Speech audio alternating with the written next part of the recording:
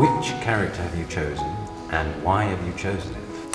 I am Jadis from Narnia, so the White Witch of Narnia. I think actually it looks nice in the pictures. I think it works. My character is Anansi.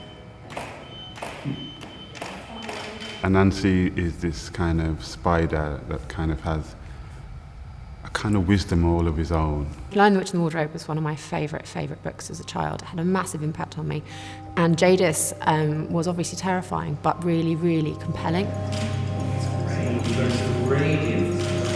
As a child, I felt sympathy with Edmund because I would have got up onto the chariot next to her and I wanted the Turkish Delight.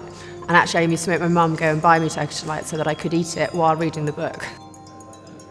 And I just have like real kind of vivid memories of sometimes when something would happen to me, I'd do something naughty and my mother would say, well, you know, Anansi Spider, he was in this position and you know what he did? And then she'd tell me the Anansi story.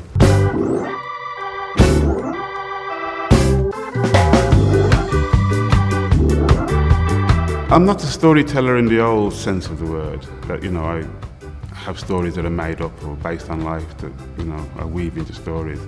I started telling my own story, and I started telling my own stories in poetry because I was fed up of seeing people on television claiming to represent me.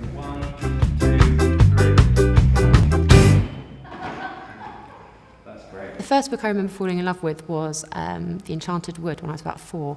And I became so obsessed with it that I carried it around with me and had fights with my mum over being able to read it at the dinner table. It wasn't just a book anymore, it was like a portal.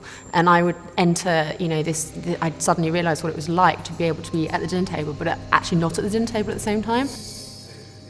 And from that point on, I was pretty much dedicated to stories and to trying to write my own. They were kind of my secret, I think. I didn't want anyone else to take them away from me or tell me that they weren't any good. And it just happened that a lot of young black people identified with my story because we were living in the same conditions. And that was my main concern, really. The writing process itself, it was storytelling, but it was also just, I loved putting words together and trying to kind of come out with different voices and different kind of ways of making sentences. The book that I got published first, my first book was actually the second book I'd written. The first one no one wanted, it was rubbish. But I got an agent within like a week of the first 3 chapters. That process of like sort of getting over the shyness of showing it to people was a really long process. It took me 20 years to show anybody anything. I didn't call it poetry, I call it playing with words. In the playground, I was the guy that could play with words. I could make up rhymes. You know, I'd go to a girl and say, if I make up a poem about you, can you give me a kiss?